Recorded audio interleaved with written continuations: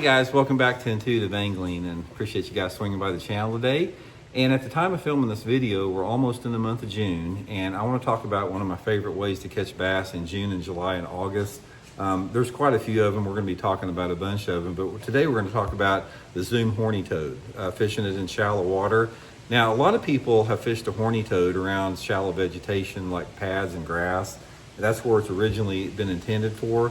But it is really good, guys, in lakes that do not have grass too. So I'm going to give you guys some tips and advice on how to catch that today, and especially how to rig it. There's two different ways to rig a toad, and one of them is probably the best way that nobody rigs it. I sort of figured this out over the years, so we're going to dig into that in today's episode here.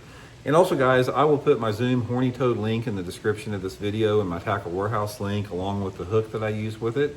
If you guys would like to use my Tackle Warehouse, that's a good way. Tackle Warehouse link, that's a good way to support the channel. Really appreciate that. And also, guys, thank you very much for everybody that's taken time to subscribe here to Intuitive Angling and join as a channel member, join as a Patreon member, like the videos, hype those videos, man. Appreciate all the support with that. A big thanks from me and my family there. Okay, the horny toad's been around forever, guys. One of the oldest topwater lures Zoom has made. Very subtle topwater. If you've never seen it before, it's got a little, place in there for the hook. It looks just like a flat frog, and it's got the horny toad. This is like the original speed worm, the ultra vibe speed worm type legs. Zoom has got several baits with this type of a leg, and it makes a real subtle yet audible noise in the water. And this is one of the reasons the horny toad is so good, is it's really good in like calm situations where the bass want some noise, but they don't want a lot of noise. A buzz bait is really noisy, and you can catch fish on a horny toad when they will not bite a buzz bait just because that very subtle, blah, blah, blah, blah, blah, blah, blah, blah, blah, and just the wake it makes out behind it. Super appealing to bass, guys. A horny toad is one of those lures that it's been around a long time, and there's something about the profile and the noise it makes and how it pushes water that big bass love this thing. There has been lots of giant bags of fish caught on a horny toad.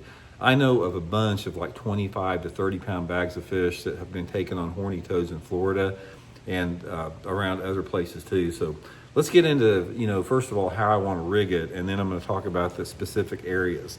Now, this is how most people fish a toad, guys, is they have an EWG hook, and they come in like this with it and rig it in just the traditional EWG hook Texas rig manner. Just like that. That's how most people fish a toad. This is really the worst way to fish a toad because it's a fish losing mother like this. For whatever reason, you got a lot. This is the thick, hard piece of plastic, and you got a lot of plastic to get past the hook here. You lose a lot of fish if you rig it Texas rig. Now, sometimes you have to do it. Like if you're fishing matted vegetation where it's really, really thick, you're going to have to rig it like this in order to get it through there. So there's not much you can do about it. But here's the way that I want to talk about fishing it in a non-grass situation. And that's the point of this video. We're talking about fishing a toad in lakes that don't have grass. Take this straight shank, guys. This is a 4/0 Gamakatsu heavy cover worm hook. I'll put this link in the description of the video. This is the exact hook you want for it. And then you want to come in on the toad here. It doesn't matter which side you come in because I'll explain why in a second. Thread it through. You're not going to come out, thread it all the way through the toad to almost to the legs there. You want to come out right in the middle of it.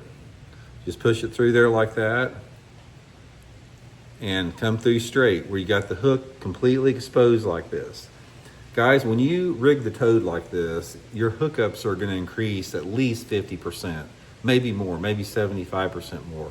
This is the way that you want to fish a toad for the open water situation.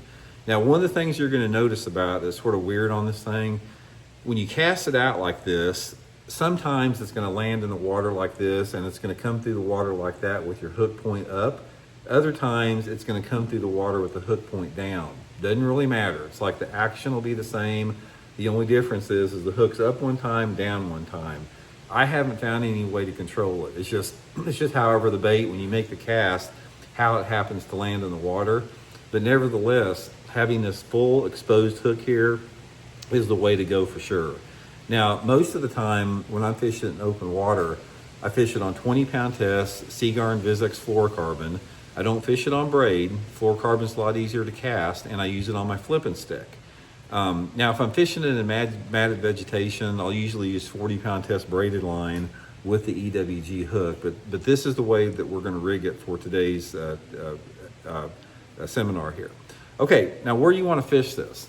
Once again, and you're probably tired of hearing about this, is the toad is really, really good any around those shallow water areas where you have a lot of perch in the water. You know, bluegill spawning, we talk about this a lot in the video.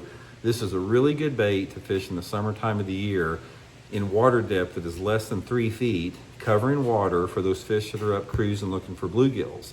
And the great thing about the horny toad is it works in a wide range of different conditions as far as water clarity and light intensities. You can catch them on this toad in the summertime if you have 12 inches of visibility or 12 foot of visibility. It doesn't really matter. I've caught them in gin clear water on it, and I've caught them in dirty, dirty water on it, and everything in between. It's just the fact that fish are up shallow and they're biting this type of a presentation. But you do need to have calm conditions. This thing does not work worth a dang if you got any type of wind on the water. I want slick conditions, and a lot of times you find those conditions back in the cove, so it's not real hard to find even on windier days. 3 different colors you want to use, and this is also a big little tip here I'm going to give you. The 3 colors that I use are a white, a black, and this baby bass color right here. So these are the 3 that I use. Now, if it's cloudy out or the water has got quite a bit of stain to it, I'll use the white one because it stands out. If the water visibility is sort of like in between, sort of like that 1.5 to 3 foot visibility, I really like the black one. I also like the black one on sunny days if I can cast it into shady areas. And then in a clear water situation, if that water visibility is like over 3 or 4 foot clarity, I'm gonna be using the more translucent baby bass color. But these are the only 3 that I use, the only 3 colors. Again, I'll have this in my Tackle Warehouse link in the description of this video. So pretty easy on the color selection. Okay, so it's pretty easy to do, guys. All you want to do is fish shallow water with this thing in a man-made impoundment. What I like to do is I'm not concerned that much about the part of the lake I'm in because it'll work on the lower end of the lake in clear water. It'll work in the mid part of the lake and sort of that mid-range water clarity, and it'll work in the upper end if you have some stained water.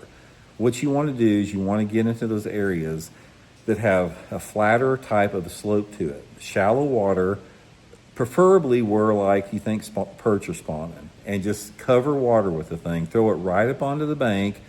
You can have it cover can help, but you don't have to have it. I've caught just as many on them on a bare, gravelly, rocky, sandy, clay type bank as I have around objects. Now, if you do have objects like the edge of a grass bed, if you do have grass, you know, along a lay down tree, around a lay down log in the water, next to a boat dock, you know, you can catch them on that, you know, that's obvious. But I've caught, like I said, I've caught just as many going back like halfway back into a cove and just making a 45-degree angle cast right to the bank and keeping my rod tip high and just fishing that toad at like a medium slow retrieve, just fast enough to keep it on the surface. Occasionally I'll twitch that rod tip, and most of your strikes are going to come in less than 4 foot of water on the thing. It really works, guys, anywhere. If you've ever caught buzzbait bass in the summertime, it'll work anywhere a buzzbait does. It'll work anywhere just a normal topwater does. I've caught them on main lake points early and late in the day on it. But it's really, really good when the bass are in real shallow water and there's not much wind, and maybe they're a little bit finicky, a little bit hard to catch, because the subtle noise and the subtle blurp that horny toad makes, it's just really appealing to those big fish, and it works really good all summer long. So anyway, guys, hope it helps you catch some good ones, and we'll talk later.